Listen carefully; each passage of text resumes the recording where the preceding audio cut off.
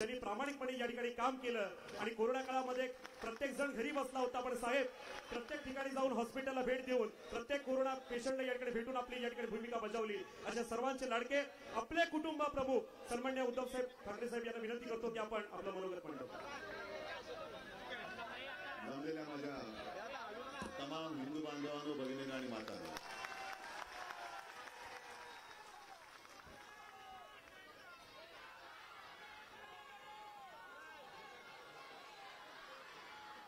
आज तशी काही सुट्टी नाहीये, निवडणुका जाहीर झालेल्या नाहीत आणि मी असं ठरवलं गेल्या 15-20 दिवसापूर्वी कल्याण लोकसभा मतदारसंघात फिरलो, कारण गेले दोन वर्ष महाराष्ट्राच्या कानाकोपऱ्यातनं तुम्ही सगळे कार्यकर्ते, आपल्या शिवसेनेचे सगळे हितचिंतक मातोश्रीवरती येत आहेत। मी विचार असा केला की आता आपण यांच्याकडे जाऊया। कल्याण मतदारसंघामध्ये मी शाखा भेटी ठरवल्या, शाखा भेटी करता करता अशा सवाद झाल्या सगळीकडे। आज रायगड मध्ये मी आलेलो आहे।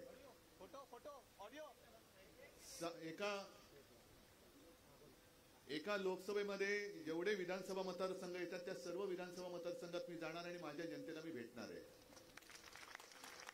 आणि त्याची सुरुवात जसं गीते साहेब आपण म्हणालात की इथपासून झालेले रायगड जिल्हा, पेण, आज आपण इथे बोलतो आहोत, संवाद करतो आहोत आणि त्याच वेळेला देशातला मोदी सरकारचा शेवटचा अर्थसंकल्प या देशाच्या अर्थमंत्र्यांनी लोकसभेत सादर केलेला आहे। काय बोललो मी? शेवटचा अर्थसंकल्प। आणि त्याच्याबद्दल मी आपल्या अर्थमंत्री निर्मला सीतारामनजींना धन्यवाद देतोय की आपण हे जड अंतःकरणाने कार्य पार पाडलं, शेवटचा का होईना पण अर्थसंकल्प मांडलात। आणि आणखीन एका गोष्टीसाठी मी त्यांचं अभिनंदन करतोय, कारण सगळा अर्थसंकल्प मी काही पाहिला नाही, वाचला नाही, पण पेनमध्ये शिरल्यानंतर मोबाईलवरती ऑनलाईन जे काही हायलाइट्स येतात त्याच्यात मी वाचलं की सीतारामन बाई असं म्हणाले की आता यापुढे आम्ही या देशात 4 जातींसाठी काम करणार। कोणत्या 4 जाती? गरीब, महिला, तरुण आणि शेतकरी। मी अर्थमंत्र्यांचं अभिनंदन करतो, कारण त्यांनी मोठं धाडस केलेलं आहे। संसदेत जेव्हा अर्थसंकल्प जाहीर होतो तेव्हा गीते साहेब तुम्ही मंत्री होतात, मला असं वाटतं प्रधानमंत्री समोर असतात, पण प्रधानमंत्र्यांसमोर हे बोलण्याचं धाडस त्यांनी दाखवलं, म्हणून मी त्यांचं अभिनंदन करतोय। अरे धाडस काय?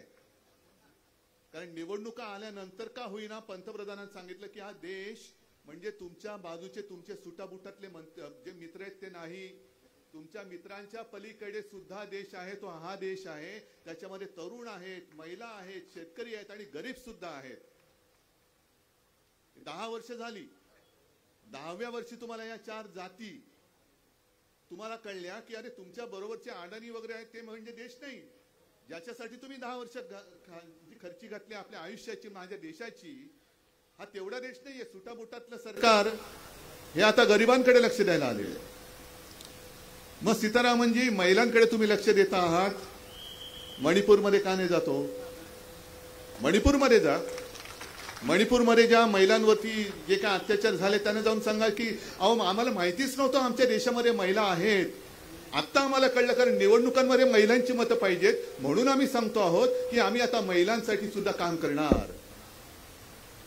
मग मध्ये जे मी म्हटलं होतं ना की बिल्किस बानोकडे जा, त्यांच्या अत्याचाराने तुम्ही सोडलं होतं, पुन्हा कोर्टाच्या आदेशाने त्यांना तुरुंगात टाकले, त्यांना जाऊन सांगा की ताई तू सुद्धा महिला आहेस, आता आम्ही तुझ्यासाठी पण काम करणार आहोत।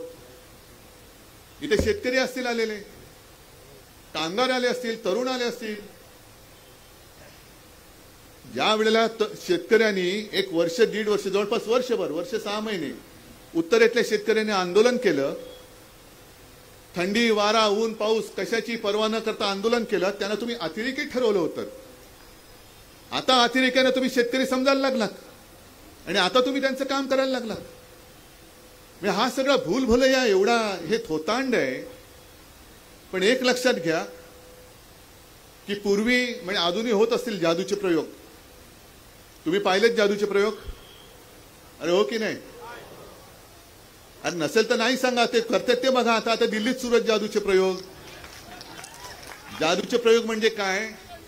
मी लहानपणी बघायचो, तो जादूगार यायचा, टोपी दाखवायचा, अशी रिकामी आहे ना टोपी, हो, मग काहीतरी त्याच्यावर फडकं टाकायचा, एक मंत्र म्हणायचा, आब्राकाडाब्रा, हात घालायचा आणि कबूतर काढून सोडून द्यायचा. आपण म्हणायचो अरे काय अचाट माणूस आहे, रिकाम्या टोपीतून कबूतर काढलं, माझं मत यालाच. पण त्यावेळेला हे लक्षात येत नाही की कबूतर उडून गेलं, टोपी आपल्याला घातली. ही टोपी घालण्याचा प्रकार आहे अर्थसंकल्प म्हणजे. हे अशा सगळ्या काही आता भूल भुलैया काढतील, अमुक आता तुम्हाला हे देणार, हे महिलांना काय आता फुकटामध्ये पाहिजे तर गॅस सिलेंडर देतील, पण मतदान झाल्यानंतर सिलेंडरच्या किमती दुपटीने तिपटीने वाढतील. तरुणांना आम्ही नोकऱ्या देणार. अहो 10 वर्ष हेच ऐकत आलोय. 10 वर्ष केलंत काय तुम्ही? आम्हाला आता तुमच्या फसव्या अर्थसंकल्पाची गरज नाहीये. आता जे मी तुम्हाला सांगणार आहात, तुम्ही मगाशी गीते साहेब बोलत असताना जोरात सांगितलं तो हो, ते खरंच काम करणार आहात? काय करणार? काय काम करणार? नाही गाडायचं तर तसं नाही, आधी खड्डा खणायला लागेल. त्या खड्डा खणण्याचं काम आता तुम्हाला पहिले 1 महिनाभर करावं लागेल, मग गाडून त्याच्यावरती आपल्या मतांची माती टाकावी लागेल, तर ते गाडले जातील. पण हा जर खड्डा खणायचा असेल तर आता तुम्हाला घराघरात जावं लागेल. जसं 2014 साली चाय पे चर्चा झाली होती, तुमच्या गावात झाली असेल नसेल कल्पना नाही. आता चहा पण महागला, साखरही महागलं, दूधही महागलं, पाणी शुद्ध येते की नाही, पण आम्ही आता याच्या पुढे तुम्हाला चहा देऊ. आता प्रत्येक ठिकाणी जाऊन गेल्या 10 वर्षातल्या या सरकारच्या कामाचा आढावा घ्या. 10 वर्षे यांनी जे अर्थसंकल्प मांडले ते अर्थसंकल्प प्रत्यक्षात किती उतरले. 2014 आणि 2019 ज्या काही त्यांनी जाहीरनाम्यात थापा मारल्या, त्या थापा किती प्रत्यक्षात आल्या? अगदी महिलांना सुद्धा महिलांच्या योजना मिळाल्या क्या? तरुणांना नोकऱ्या मिळाल्या का? शेतकऱ्यांना आपत्ती काळामध्ये संकटामध्ये मदत मिळाली का? उघड मी विचारतो, जर इकडे शेतकरी आले असतील तर माझा उघड मी त्यांना विचारतो, पत्रकारांनी टिपून घ्यायचं. मी जेव्हा मुख्यमंत्री होतो त्यावेळेला 2 चक्रीवादळं इकडे आदळली होती, एक त्योक्ते आणि एक निसर्ग. मग ज्यांना त्याच्यामध्ये आपत्तीग्रस्त होते, ज्यांचं नुकसान झालं, त्यावेळेला मी मुख्यमंत्री असताना सरकारने केलेली मदत मिळाली की नाही, हे हो किंवा नाही एकदा मोठ्याने सांगा. मी इथे येऊन गेलो होतो, इथे म्हणजे इकडे नाही पण जिकडे वादळ आलं तिकडे कोकणात पण गेलो होतो, तळ कोकणात गेलो होतो, अलिबागवर त्याही भागात आलो होतो. आणि जे केंद्राचे निकष आहेत त्याच्या पलीकडे जाऊन आपल्या सरकारने मदत केली होती. 2 निसर्ग वादळ, एक निसर्ग आणि त्योक्ते वादळ येऊन गेलं, पंतप्रधान आले होते, केंद्राची मदत आली होती, 1 पैसा सुद्धा आलेला नव्हता. मला तुम्हाला हे जे सांगायचं ते हेच आहे की संकट आल्यानंतर पंतप्रधान इकडे फिरकले नाहीत, अजिबात फिरकले नाहीत. रायगडमध्ये सुद्धा, महाराष्ट्रामध्ये सुद्धा जनता राहते आणि त्याही वेळेला जर एक रायगड सोडला तर बाकी सिंधुदुर्ग असेल, आणखीन काही ठिकाणी आपण त्यांच्या सोबत होतो. म्हणून आपल्यामुळे मोदीजींना पंतप्रधान होण्यासाठी सगळ्यांनी मतदान केलं होतं. पण तेव्हा नामानिराळे होते. आता वाऱ्या करतायत, महाराष्ट्राच्या वाऱ्या. आता मध्ये 2 वेळा येऊन गेले, आता परत येत आहेत. साताऱ्याला जात आहेत, मग शिवनेरीला जातील, मग पोहरादेवीला जातील, पेणमध्ये येऊन जातील. जिकडे म्हणजे मतं पाहिजे असताना मेरे प्यारे देशवासियो, आणि त्याच्यानंतर तुम्ही एकदा मतं दिली का तुम्ही जगताय काय मरताय काय, आंदोलन केलं तरी चिरडून टाकू, पण विकास, तुम्हाला चिरडणं हा यांचा विकास. आता गेल्या आठवड्यामध्ये राम मंदिर झालं, आनंदाची गोष्ट आहे, मला पण अभिमान आहे, आनंद आहे. राम मंदिर तिकडे अयोध्येत व्हायला पाहिजेच होतं, कारण त्याच्यामध्ये शिवसेनेचं, शिवसेना प्रमुखाचं सुद्धा मोलाचं योगदान आहे. मी काय तुम्हाला सांगण्याची गरज नाही. मी आमंत्रण येईल, आमंत्रण येणार नाही, त्याच्यापेक्षा आनंद व्यक्त करायला मी नाशिकला गेलो होतो आणि काळाराम मंदिराची मी आरती केली. गोदावरी तीरावरती मी आरती केली, कारण काळाराम मंदिराचा सुद्धा एक वेगळा इतिहास आहे, तुम्हाला कल्पना आहे. जसं इकडे या रायगडमध्ये महाडच्या 14 तळ्याचा एक सत्याग्रह झाला होता, तसा काळाराम मंदिरामध्ये डॉक्टर बाबासाहेब आंबेडकरांनी सत्याग्रह केला होता.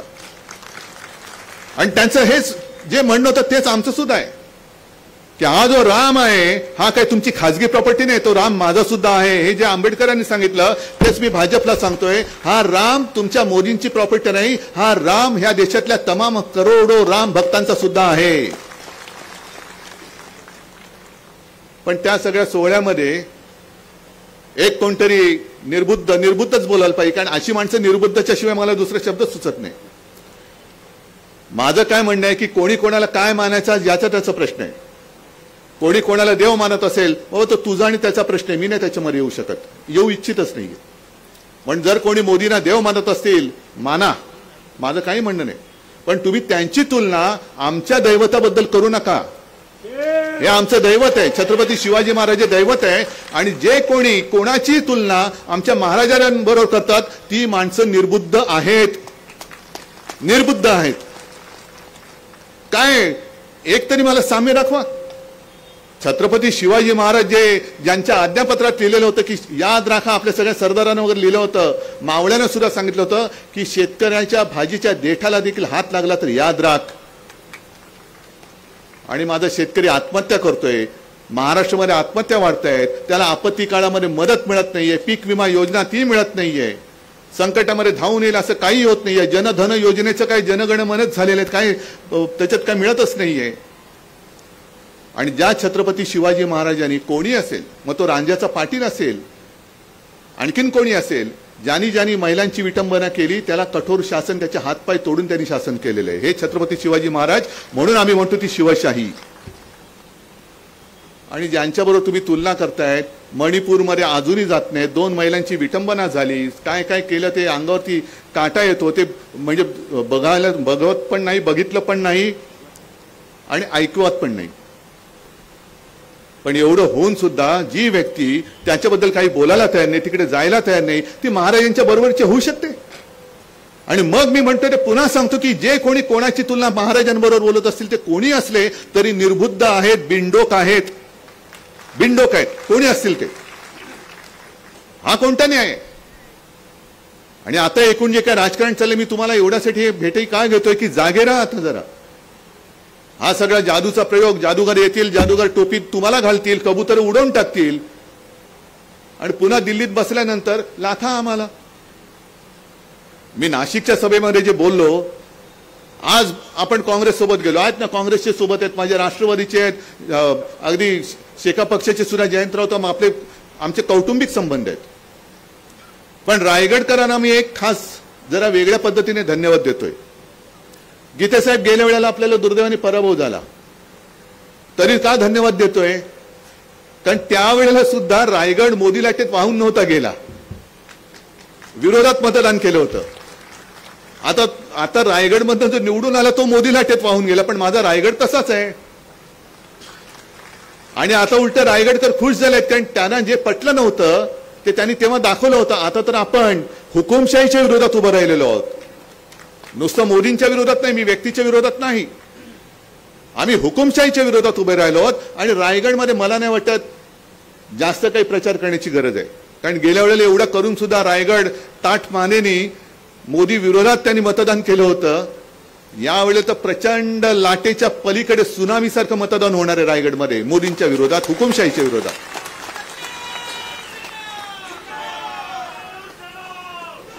बरं, एक गोष्ट अशी आहे की यांचं काय म्हणणं आहे की अबकी बार काय म्हणतायत 400 पार. मग 400 पार जर तुमची आत्ता होण्याची तयारी असेल, मग तुम्हाला नितीश कुमार का लागतात? नितीश कुमार का लागले? मग जो काही कारभार चाललेला आहे, म्हणजे मोदी गॅरंटी, मोदी सांगतात की अमुक अमुक होगा, हे मोदी गॅरंटी आहे. म्हटलं बरोबर आहे, मोदी गॅरंटी आहेच, कारण इकडच्या वर्तमानपत्रात किती बातम्या आल्यात माहिती नाही, पण मी येताना मुंबईतली वर्तमानपत्र पाहिली, काही बातम्या कापून पण आणल्या. एकाच वृत्तपत्रात 2 बातम्या आहेत. एका बाजूला हेमंत सोरेन यांना अटक, घोटाळ्या प्रकरणी ईडीकडून अटक, आणि बाजूला एक बातमी आहे अजित पवार यांना क्लीन चिट, मोदी गॅरंटी. भ्रष्टाचार करा, भाजपात या, कुछ नहीं होगा, मोदी गॅरंटी आहे. तुम्हाला मुख्यमंत्री पद मिळेल, तुम्हाला उपमुख्यमंत्री पद मिळेल, आरोप करणारे हेच, पक्षात घेणारे हेच, क्लीन चिट देणारे हेच, आणि जे सोबत येत नाहीत म्हणजे एकाच दिवशी नितीश कुमार भाजपासोबत गेले, ते मुख्यमंत्री पदाची शपथ घेतली आणि त्याच दिवशी त्याच्या दुसऱ्या दिवशी लालू प्रसाद आणि तेजस्वीला ईडीचं summons. Modi guarantee, Modi guarantee. या सगळ्या गॅरंट्या तुम्हाला परवडणार आहेत? परवडणार आहेत? म्हणजे जर मी असं म्हटलं की जे विरोधात हुकुमशाहीच्या विरोधात राहतील त्यांना हे तुरुंगात टाकतायत, मग तुम्ही विचार केला पाहिजे. आणि आज सुद्धा मी सांगतो, इकडे जर का कोणी भारतीय जनता पक्षाचे खबरे आले असतील, RSSचे आले असतील, नाही येऊ शकतात, उलट त्यांना त्यांच्याशी मी बोलायला तयार आहे.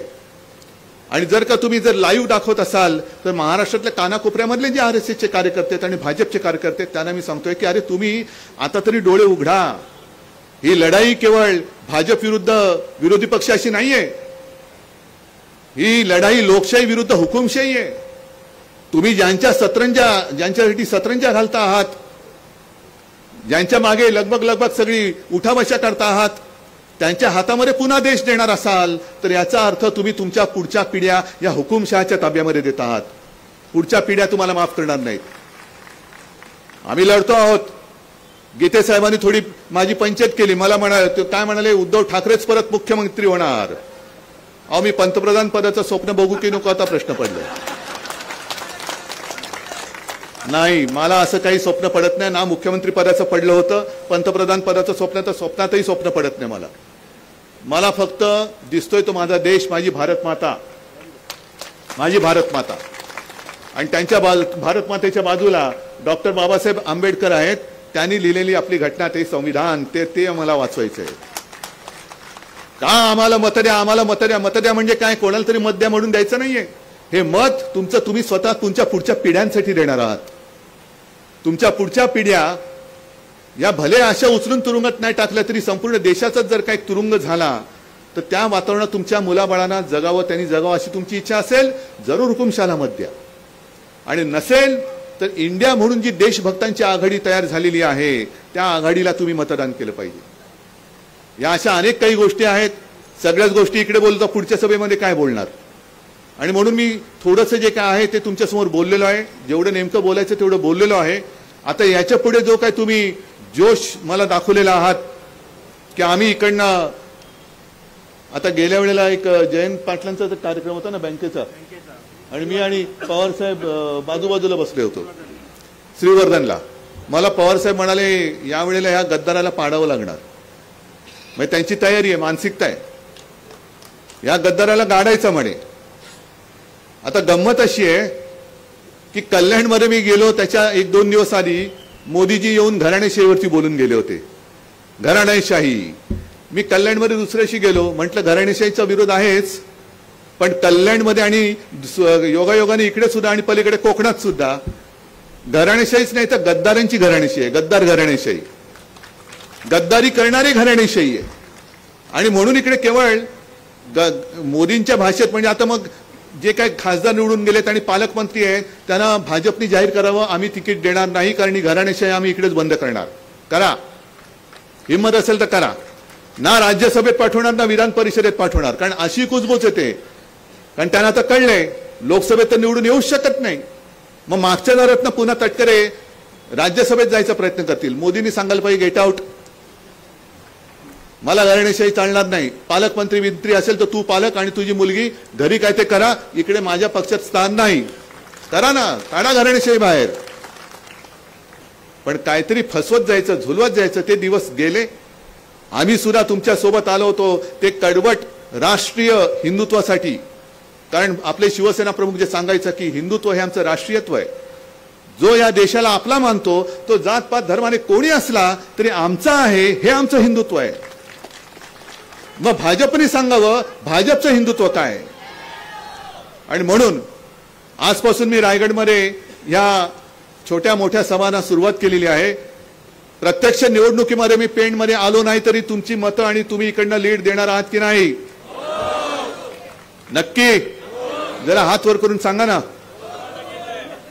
आणि जे मी तुम्हाला सांगितलं की घराघरामध्ये जाऊन गाव वाड्या वस्ते पाडे, अगदी चहाची टपरी असेल, सलून असेल, एसटी स्टँड असेल, रिक्षा स्टँड असेल, संपूर्ण गेल्या 10 वर्षातल्या मोदींच्या थापा या लोकांना सांगा, या सांगा.